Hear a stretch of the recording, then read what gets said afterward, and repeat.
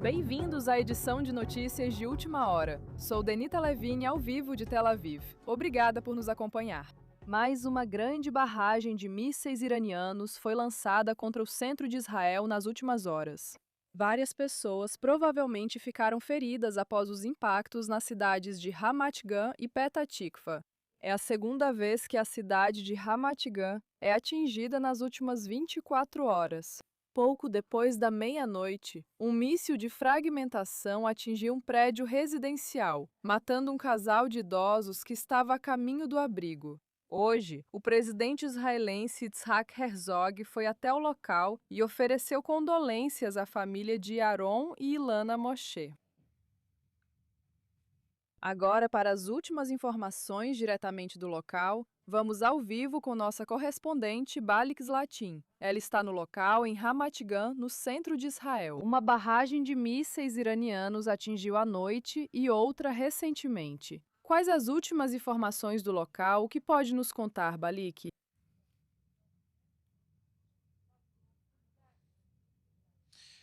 Sim, como mencionamos antes, não muito longe daqui, talvez a 100, 150 metros do impacto de ontem que matou a família Moshe, o casal Moshe. Aqui, também em Ramat Gan, outro estilhaço caiu sobre um prédio residencial e causou muitos danos, na verdade, a um dos apartamentos. Aqui.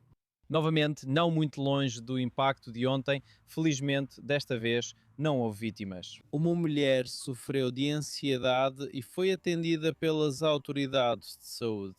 Aqui. Mada, e definitivamente os trabalhadores da prefeitura de Ramat Gan e o restante das pessoas estavam realmente dentro do abrigo, a poucos metros daquele prédio residencial. Isso significa que isso, é claro, salva vidas. E isso também é muito importante.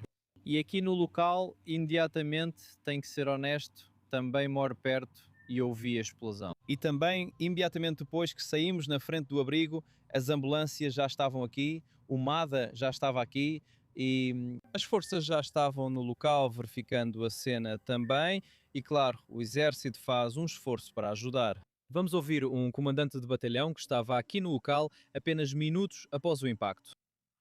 Esta é outra situação de bomba de fragmentação. Esta é uma pequena submunição que explodiu um apartamento. Felizmente, a família não estava em casa e ninguém se feriu. Mas, sabe, as bombas de fragmentação do regime iraniano que são disparadas contra nós, o principal objetivo delas é matar civis, nada mais. E esse é um grande problema. Ninguém no mundo condena o regime iraniano por isso. Infelizmente, na noite passada, no ataque da meia-noite, 2 idosos foram mortos em seu apartamento, em sua própria casa. Apenas porque o regime iraniano quer matar o maior número possível de civis. Claro, um acontecimento devastador durante a noite. E essas ogivas de fragmentação são projetadas exatamente para isso: espalhar múltiplos explosivos. Balik nos deu uma ideia: 19 dias após o início desta guerra, o número de vítimas. O que você pode nos dizer? Qual é a atualização mais recente no local?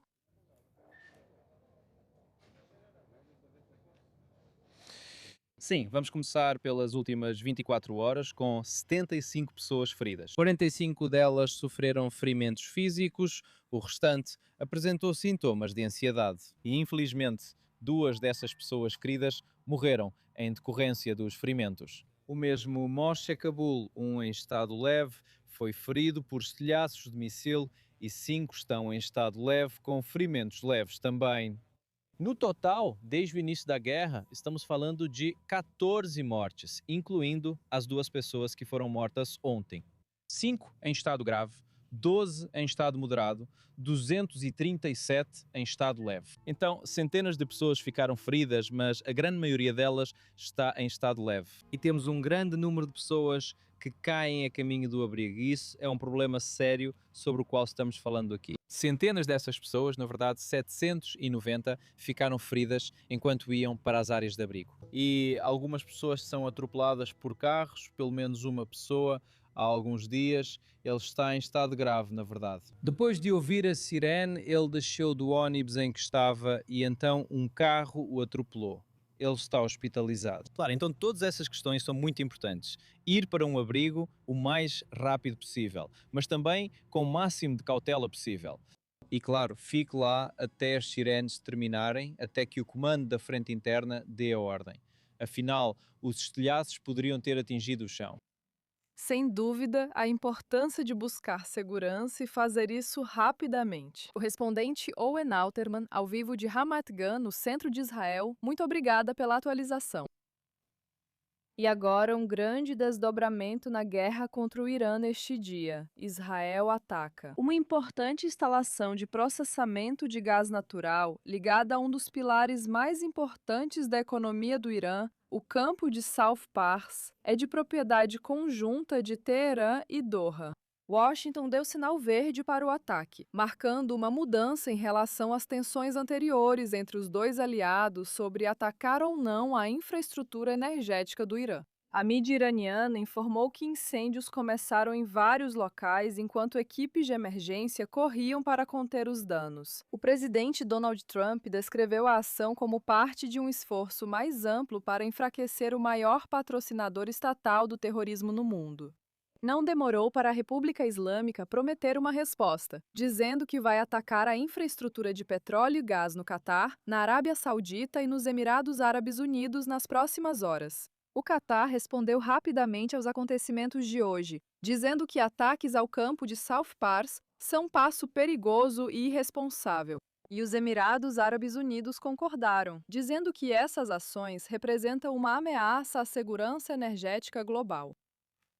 É um prazer receber no estúdio para falar sobre esses acontecimentos. General de Brigada da Reserva, Israel Helik Shafir, ex-comandante da Base Aérea de Tel Nof e ex-piloto de combate da Força Aérea de Israel, e nosso correspondente sênior, Owen Alterman. Senhores, muito obrigada por estarem aqui no estúdio, Helik. Não tenho certeza se existe alguém mais qualificado para nos dar uma perspectiva literalmente de cima, considerando sua vasta experiência. Nos dê uma ideia do que isso significa para os pilotos israelenses neste momento. Já se passaram 19 dias desses ataques de precisão. A superioridade aérea é evidente. O controle dos céus, neste caso, pertence a Israel e aos Estados Unidos. Qual é a sua percepção sobre a magnitude deste momento?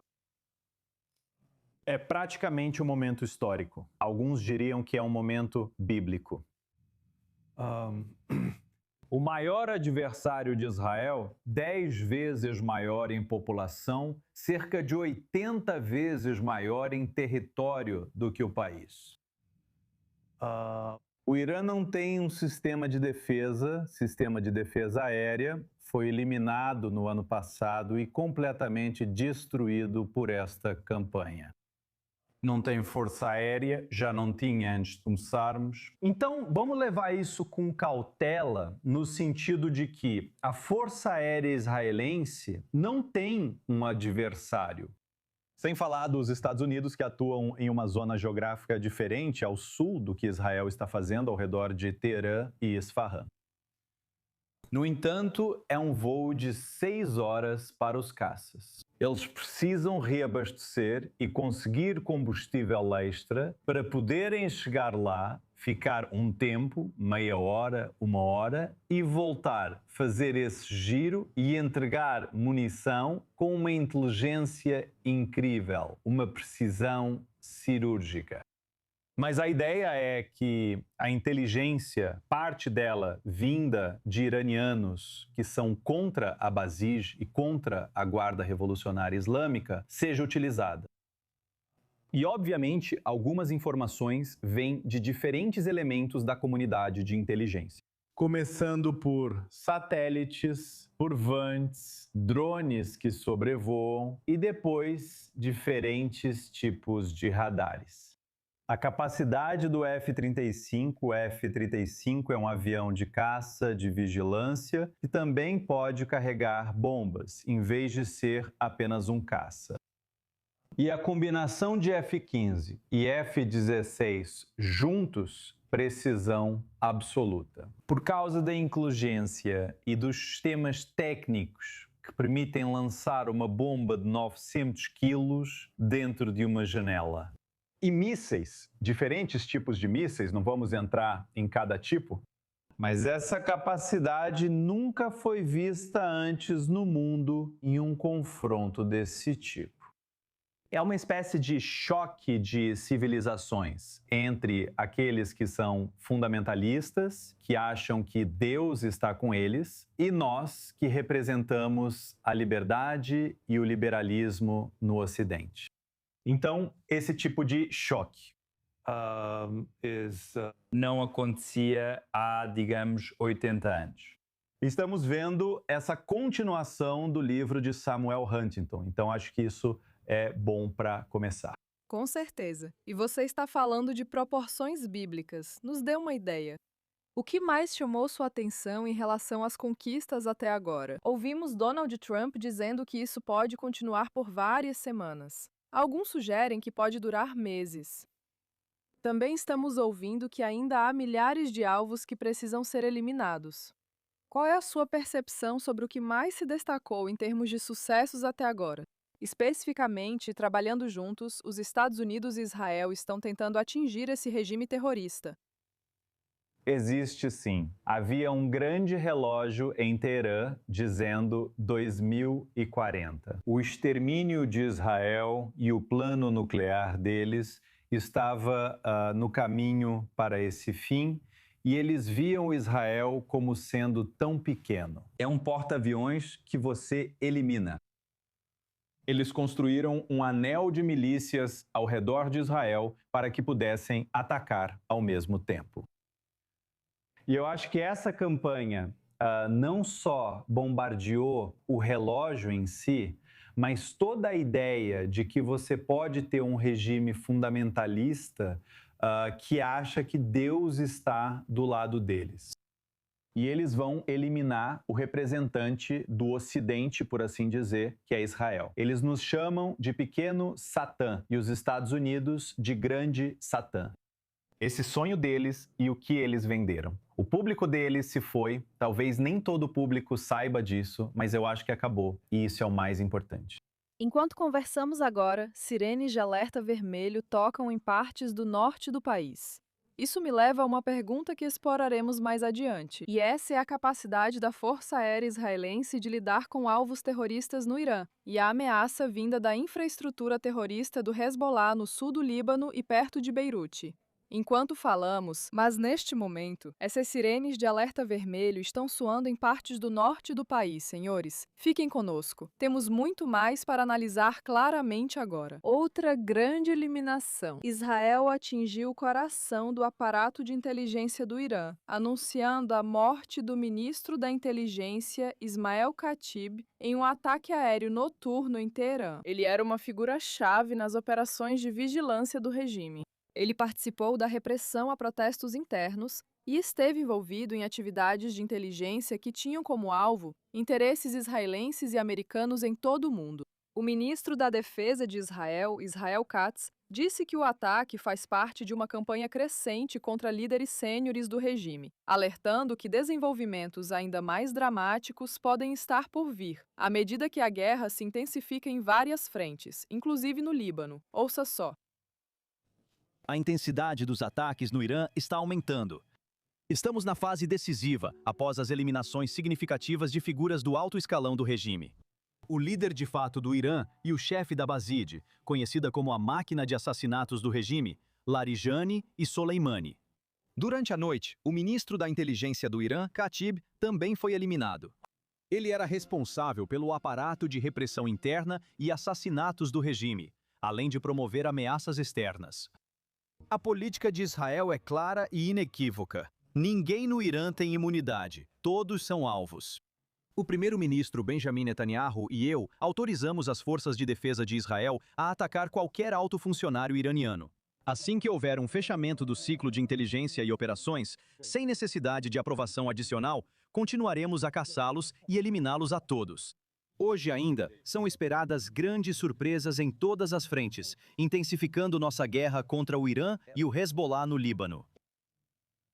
Enquanto isso, hoje em Teherã, dezenas de milhares de pessoas foram às ruas para um funeral em massa de duas das figuras mais poderosas da República Islâmica. Ambos foram eliminados em ataques aéreos israelenses. Ali Larijani, o líder de fato do regime após o assassinato do líder supremo Ayatollah Khamenei no início da guerra, e Golam Reza Soleimani, o chefe da força paramilitar Basij, amplamente utilizada pelo governo para reprimir a dissidência interna, líderes do regime descreveram o funeral como um momento de luto e também uma demonstração de desafio. Analistas dizem que a imagem também destaca a necessidade do regime de projetar unidade neste momento. Então, para mais reações e análises, é um prazer receber Jason Brodsky, diretor de políticas da organização Unidos contra o Irã Nuclear, que se junta a nós agora de Nova York. Jason, muito obrigada pelo seu tempo. Então, o líder supremo foi eliminado no início desta guerra. Ali Larijani e Golam Reza Soleimani foram retirados esta semana. E agora o ministro da Inteligência, Ismael Khatib, também não está mais. Além disso, o novo líder supremo não foi visto em público desde sua escolha. Então, Jason, quem está tomando as decisões no Irã agora? É um prazer estar com você. Isso mostra que a liderança iraniana está com a tomada de decisões desordenada. Não vamos esquecer que Ali Larijani foi o secretário do Conselho Supremo de Segurança Nacional. Ele era uma figura muito importante no sistema iraniano. Ele tinha uma combinação de experiência administrativa, política, de segurança e de política externa que permitia a ele realmente transitar entre a elite política do Irã no âmbito doméstico. E também tinha relações com seus colegas no exterior, especialmente na China e na Rússia, na Europa e também, sim, nos Estados Unidos, em administrações anteriores. Então acredito que ele não será facilmente substituído, e isso é definitivamente um golpe para a República Islâmica.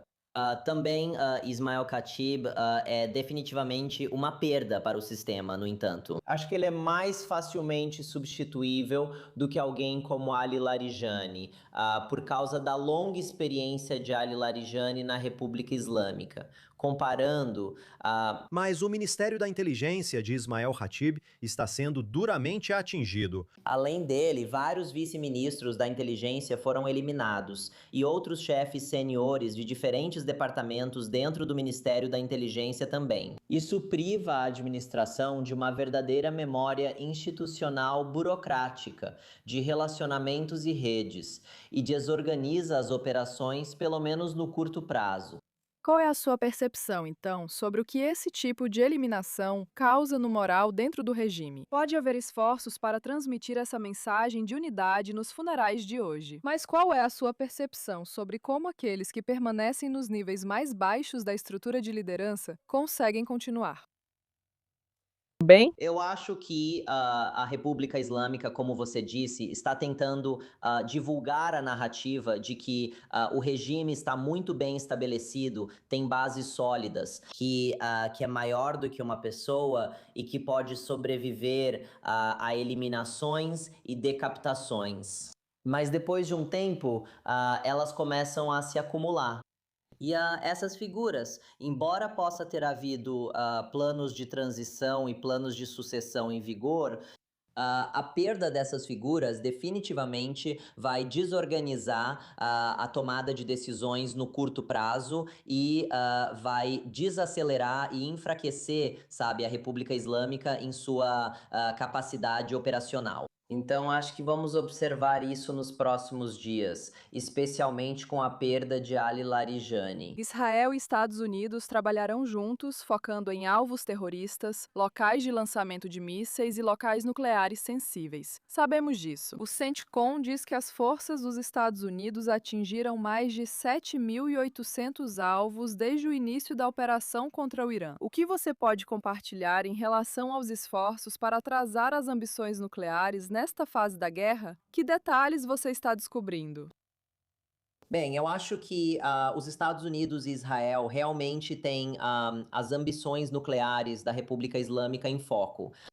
houve ataques à instalação nuclear de Natanz e outros elementos do programa nuclear também durante esta rodada de ataques. Mas eu acredito que agora, ou inevitavelmente, o que vai acontecer é que uma decisão terá que ser tomada sobre como os Estados Unidos e Israel planejam assegurar o estoque de urânio altamente enriquecido que está enterrado sob escombros no Irã. Da última Operação Martelo da Meia-Noite de 2025. Então, garantir esse estoque, eu acho que será uma conquista importante nesta guerra. Acredito que isso será discutido entre Estados Unidos e Israel sobre a melhor forma de fazê-lo.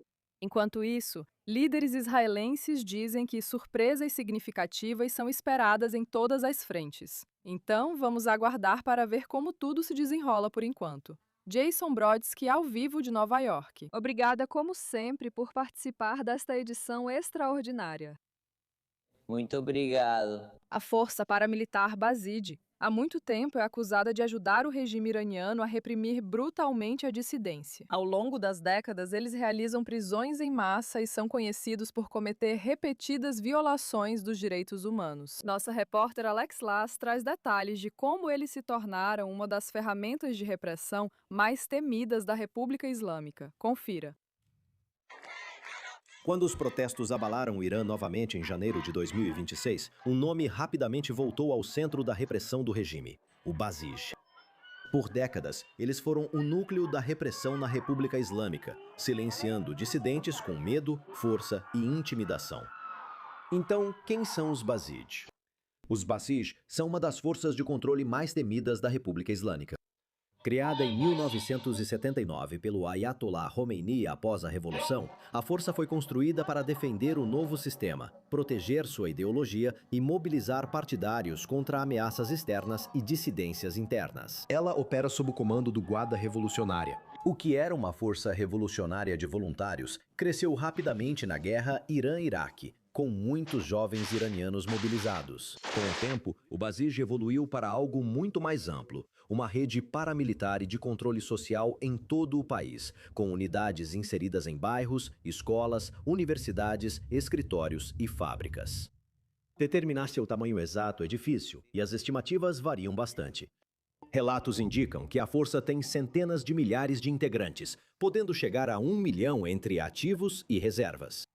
Dentro do Irã, o Basij é notória por agir como a força de repressão do regime nas ruas. Seus membros, muitas vezes à paisana, há muitos são acusados de espancar manifestantes, realizar prisões, intimidar civis e ajudar a impor as regras ideológicas e sociais do Estado. Esse histórico remonta a décadas. Forças ligadas ao Basij estiveram envolvidas na repressão aos protestos estudantis de 1999. Eles também tiveram um papel central no Movimento Verde de 2009, quando o regime esmagou manifestações em massa após resultados eleitorais contestados.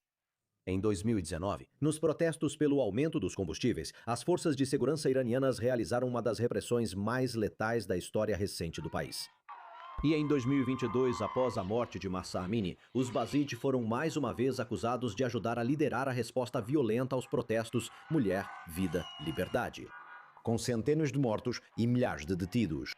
Em janeiro de 2026, eles novamente tiveram um papel crucial em uma repressão brutal que, segundo relatos, matou dezenas de milhares de pessoas. Então, quando as pessoas no Irã ouvem o nome Basij, elas não pensam em voluntários no sentido comum. Elas pensam em um dos instrumentos de repressão mais leais do regime, uma força criada para defender a revolução e usada repetidas vezes contra o povo iraniano. No estúdio, o general da reserva Israel Helik Shafir e o correspondente sênior Owen Altman. E Owen, sua avaliação sobre um desenvolvimento importante neste dia, Israel atacando um importante campo de gás iraniano. A resposta em termos de retórica foi imediata. Sua avaliação, seus pensamentos... Certo, retórica. Agora, Benita, veremos se haverá ação. Para o Irã, é um evento marcante. A ideia de que Israel, de acordo com o que ouvimos da mídia israelense ao longo do tempo, foi Israel e não os Estados Unidos que atacou a refinaria associada ao campo de South Pars. A maior parte desse gás vai para o consumo doméstico iraniano. Isso é o que está sendo amplamente divulgado na mídia internacional. mas uma parte é exportada. Isso mostra o potencial de atingir alvos econômicos que sustentam a guerra. Você tem razão, Benita. Isso abre uma caixa de Pandora. O que Israel faz com o Irã afirma poder fazer com os estados do Golfo, criando um ciclo vicioso e uma corrida para o abismo. Isso poderia fazer os preços do petróleo dispararem e prejudicar todos. Por outro lado, se você está no Pentágono ou na Kiryat, em Israel, ao analisar o quadro geral, seria tentador mirar um alvo assim.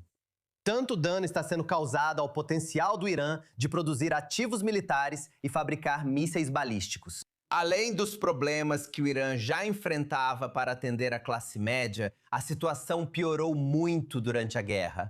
Atacar a capacidade do Irã de lucrar com gás e petróleo do outro lado da guerra é um alvo tentador para Estados Unidos e Israel. Quando o regime sair dos bunkers no último dia, dirão que venceram por terem sobrevivido. Se for esse o caso, Benita, mas não estou convencido, pois se forem suficientemente enfraquecidos, especialmente em um de seus principais centros de gravidade, usar locais físicos para ganhar dinheiro, talvez você atinja o coração do regime e sua sobrevivência a médio prazo. E, aliás, eu suspeito, e isso é especulação e quase uma pergunta, que há uma pessoa de longe que está observando tudo isso com muito interesse. E o nome dele é Volodymyr Zelensky, Benita. Zelensky. A Ucrânia também está travando uma guerra contra um país que ganha dinheiro vendendo petróleo e gás. Após Estados Unidos e Israel mostrarem as possibilidades, ele poderia ser tentado a atacar instalações russas, como Israel e Estados Unidos fazem com as iranianas. Não sei se os russos são tão concentrados quanto o Irã, mas mesmo assim...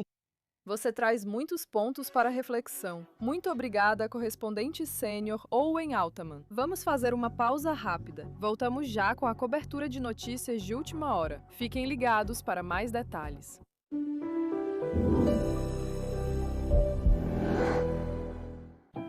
Meu nome é Eli Sharabi e eu perdi minha esposa Liane e minhas duas filhas, Noia e Dehel, no dia 7 de outubro.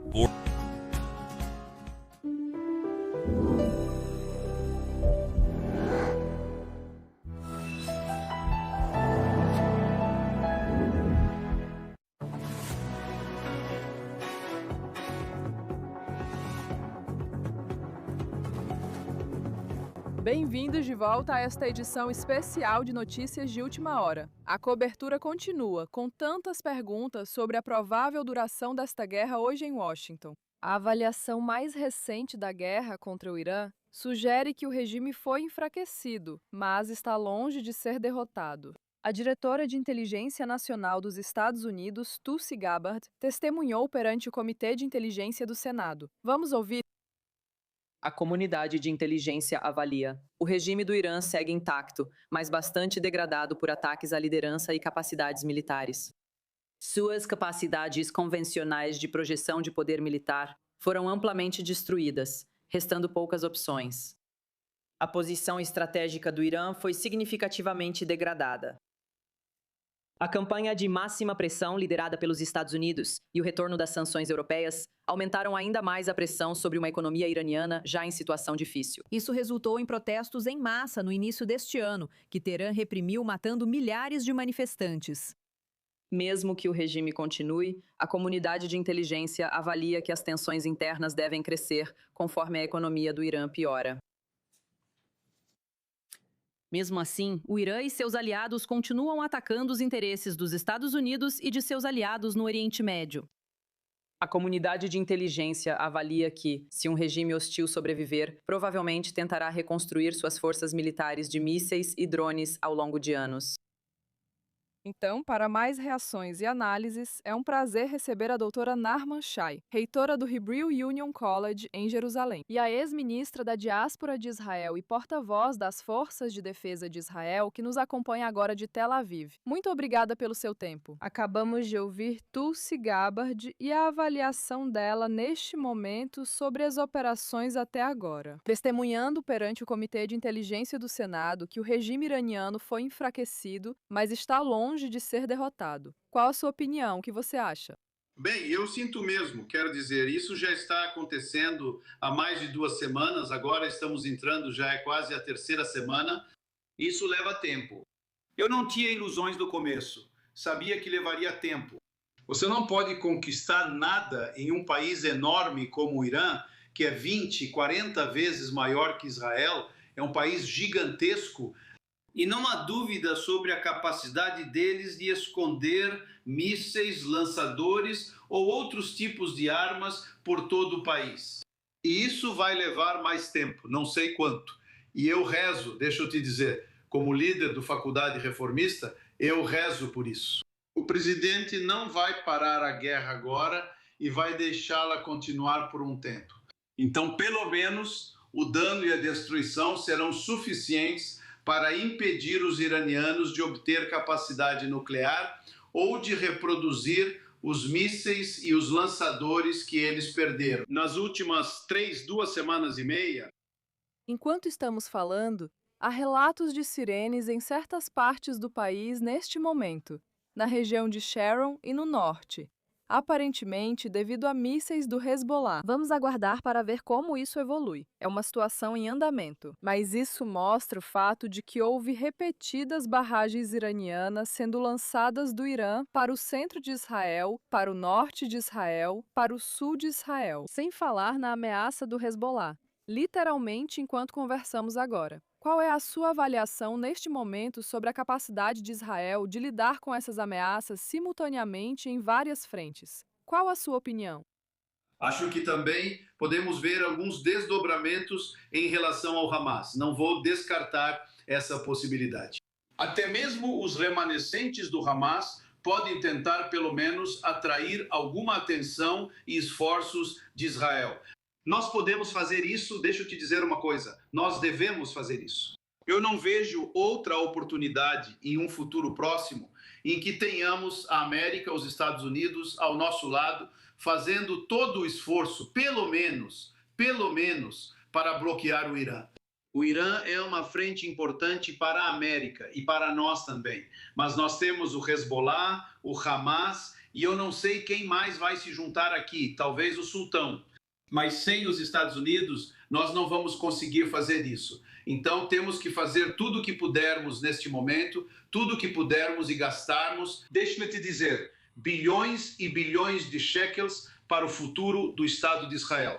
Não é uma decisão fácil, mas eu tenho certeza disso. Ao garantir a segurança de Israel, pelo menos no futuro próximo, nós também seremos capazes de adotar as medidas econômicas para sustentar a segurança de Israel. Está muito claro para os israelenses a necessidade de Israel e dos Estados Unidos mirarem, por assim dizer, na cabeça da cobra, no Irã. E nesse sentido, qual é a sua avaliação sobre os últimos desdobramentos em relação aos ataques israelenses? Uma grande instalação de processamento de gás natural ligada ao campo de South Pars, que é de propriedade conjunta de Teherã e Doha. Washington realmente deu sinal verde para o ataque. O que acha dessa decisão? Vai irritar muitos na região. O que pensa sobre essa estratégia?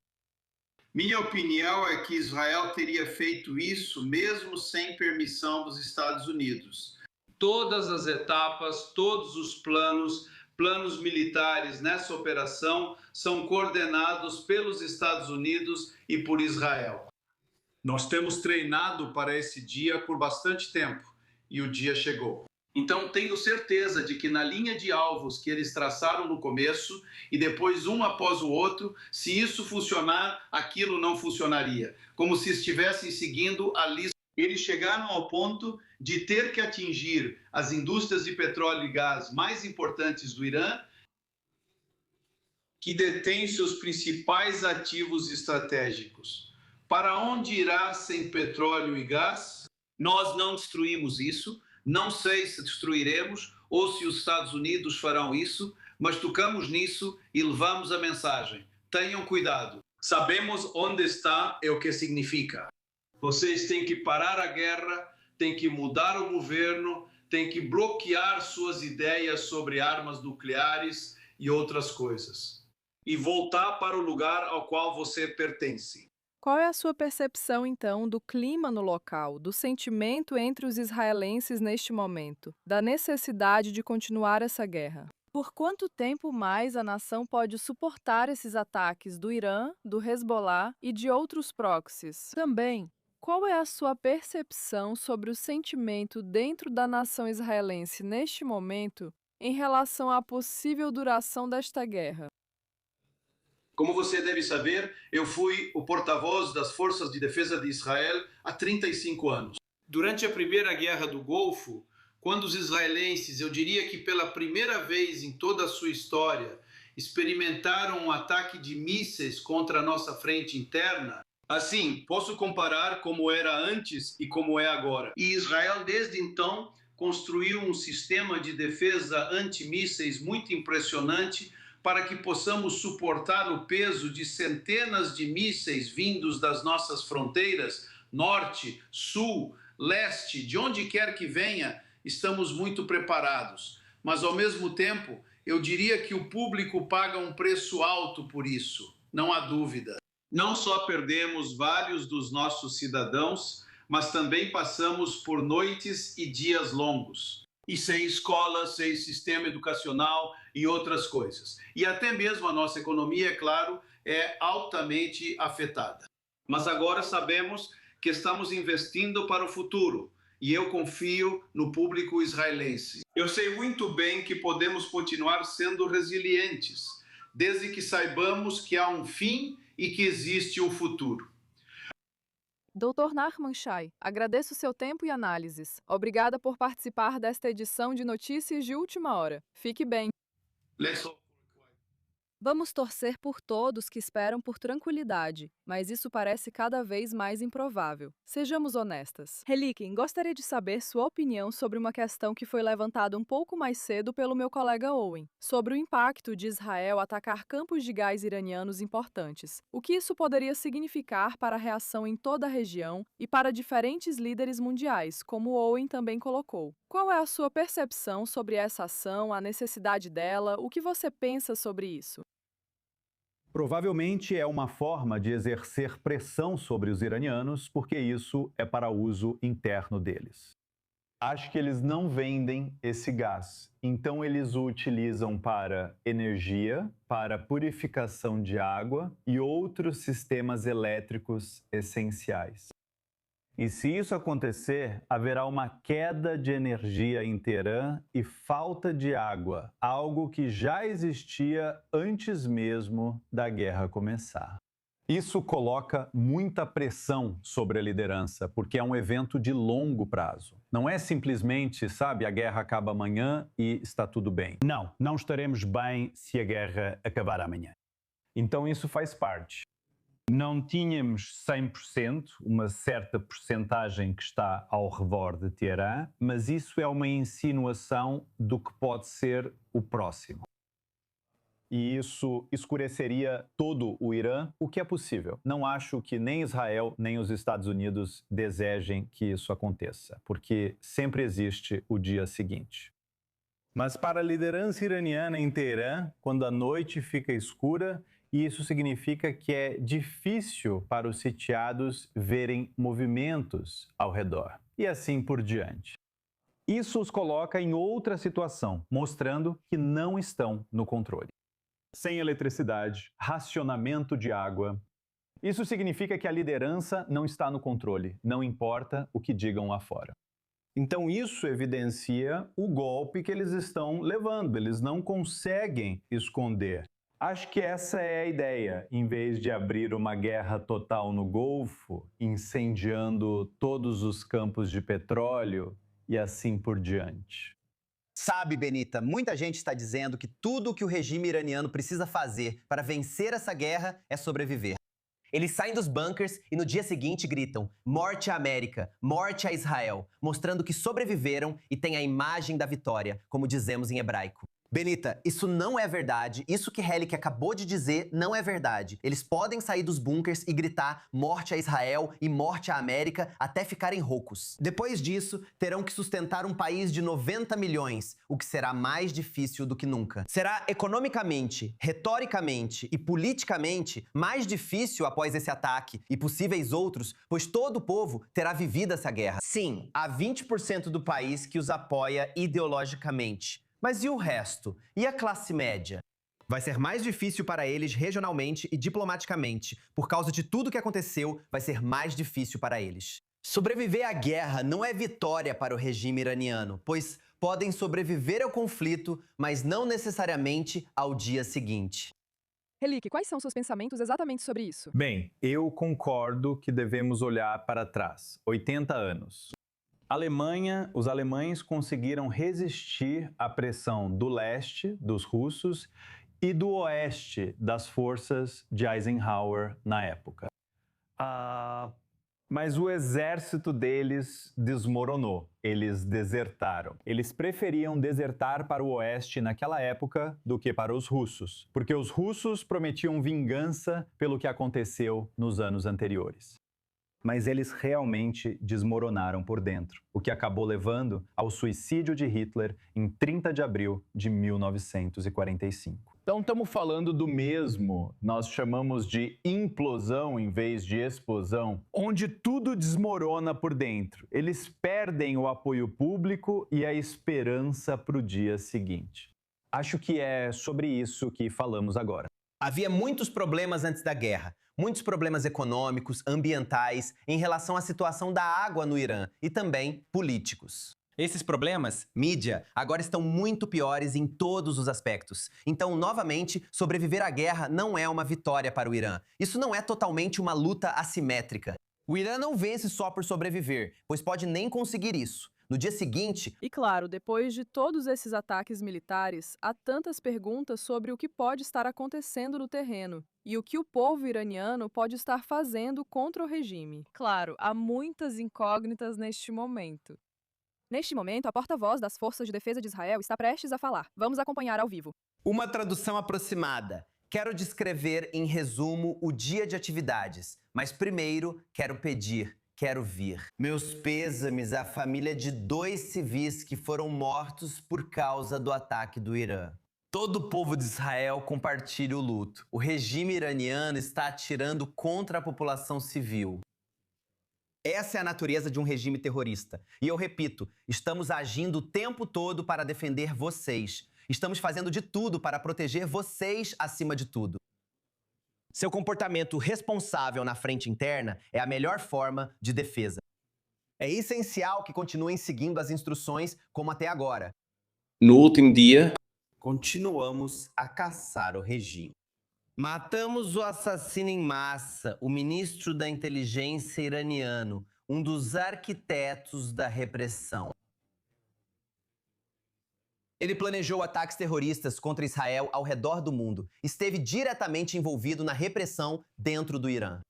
Além disso, matamos no Líbano o chefe de uma divisão do Hezbollah. Matamos seu antecessor há uma semana. Este é o 3º comandante de divisão morto no início da Operação Alma, quando ele estava no comando da unidade. A relação entre Hezbollah e Força Quds iraniana aparece nos ataques em Israel pelo regime iraniano. O assassinato, como todos desde o início da operação, é resultado das capacidades avançadas de inteligência e das habilidades dos pilotos da Força Aérea. Continuaremos a perseguir todos os altos funcionários do regime. Vou levantar a mão. Vou levantar minha mão. No Líbano, nós atacamos pontes que eram usadas para as atividades terroristas do Hezbollah, além de atacar pontes sobre o rio Litani. Eram usadas para se deslocar entre o sul e o norte do Líbano. Você vai alcançar milhares. Milhares de munições e armas foram trazidas para o sul. Atacamos todas as infraestruturas que o Hezbollah utiliza no Líbano. Todos os dias estamos atingindo dezenas de alvos, enfrentando células de lançamento e quartéis generais do terror. A operação contra o Hezbollah é profunda. A incursão terrestre direcionada continua. Os cidadãos de Israel nós não estamos diminuindo, não estamos reduzindo nenhum ataque contra Israel. Seja dano, ou sejam aqueles que eles são as vítimas. O fato é que hoje estão atirando contra Israel. A realidade é que nós apenas estamos atingindo todas as partes do regime e caminhando para uma conquista que derrotará o regime. tentando criar as condições para que o regime seja substituído. Estamos avançando passo a passo na operação. Todos os soldados e reservistas das FDI que estão em serviço ativo não vão parar até alcançarmos nossos objetivos e até removermos as ameaças a Israel.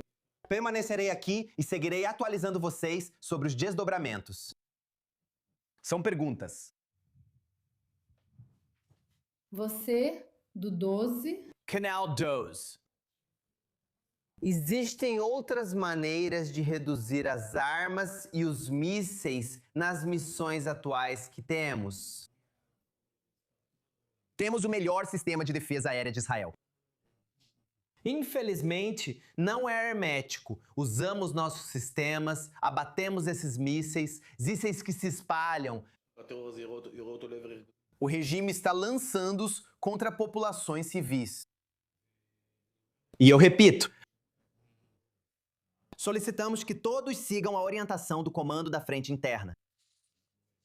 Nós os derrubamos, não é infalível. O quê? Crianças, se vocês ouvirem. As instruções, esse é o melhor resultado. O porta-voz das FDI, general de brigada F. Defran, está fazendo agora seu informe diário para a nação e abordando uma série de questões de segurança. Nós já discutimos até agora, incluindo os últimos desdobramentos na frente norte, onde Israel começou a atacar pontes importantes ao longo do rio Litani, no Líbano. O objetivo é impedir que o Hezbollah transfira armas e reforços para o sul do país, depois que o Hezbollah, claro, lançou sua nova operação contra Israel durante a noite. E nós temos novas imagens do último bombardeio do Hezbollah. Cerca de 20 foguetes foram lançados em direção ao país há pouco tempo. Na verdade, falamos sobre isso mais cedo durante esta transmissão. Agora você pode ver essas imagens. Cerca de 20 foguetes do Hezbollah foram lançados mais uma vez em direção a áreas civis do país. Heli que traz os detalhes. O que vemos é a capacidade de Israel de interceptar foguetes como os que vieram do sul do Líbano há pouco. É muito mais fácil interceptar esses do que os mísseis balísticos. O motivo é que o domo de ferro foi construído exatamente para esse tipo de ameaça. É muito mais lenta, tem uma trajetória mais rasa e é isso. Ela pode ser facilmente abatida, no sentido de que você pode disparar vários mísseis contra cada projétil que chega, ou usar em alguns casos. O novo laser destruidor que acabou de se tornar operacional. Não está em uso intenso, mas é a primeira vez que uma arma a laser foi usada em operações. Alguns desses mísseis não estão sendo interceptados porque dá para saber pela trajetória onde eles vão atingir. Então não está indo para uma vila ou cidade, apenas para uma área aberta. Você deixa passar e assim você não gasta toda essa energia e espera pelas próximas semanas. Precisamos ser um pouco cautelosos para não gastar muita energia interceptando mísseis que, na verdade, não estão mirando em ninguém. Então, enquanto isso, antes de Israel iniciar um ataque em terra, uma das coisas em que precisamos pensar, sabe, quando você começa a entrar na área com forças terrestres, você não sabe quando vai sair. Então há muita negociação. Como ajudamos o governo do Líbano a superar o Hezbollah sem realmente derrotá-los ou colocá-los como se estivessem colaborando com Israel contra o Hezbollah. Então é uma questão política difícil. Talvez até sejamos ajudados em algum momento pelos sírios, que têm uma conta a acertar com o Hezbollah.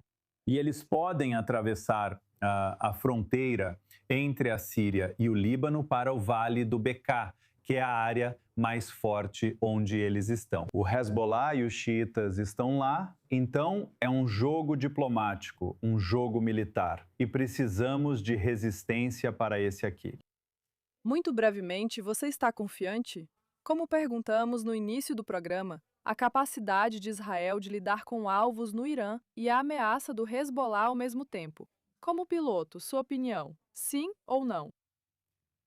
Um piloto pode decolar de Israel, ir até o Irã, reabastecer no caminho com aviões-tanque. Usar aviões-tanque, geralmente, para ir ao Irã. Usar algumas das armas em Teherã ou nos alvos, voltar, voar por Beirute e lançar uma bomba em um alvo em Beirute. No que diz respeito à mesma missão, então no que diz respeito ao ou quando você voltar, se um drone se aproximar, o mesmo avião que voltou do Irã pode abatê-lo em baixa altitude. Então, a capacidade do poder aéreo de se projetar para diferentes áreas. O piloto, eu não diria que não se importa, mas não é importante onde isso está. O que importa é o poder aéreo que ele pode entregar. Projetado em Teherã e em Beirute, é muito mais fácil em Beirute porque as suas costas não doem depois de 20 minutos de voo. Bem, essa é uma forma de ver. Mas, como você disse, uma precisão tão extraordinária que esses pilotos conseguiram usar até agora.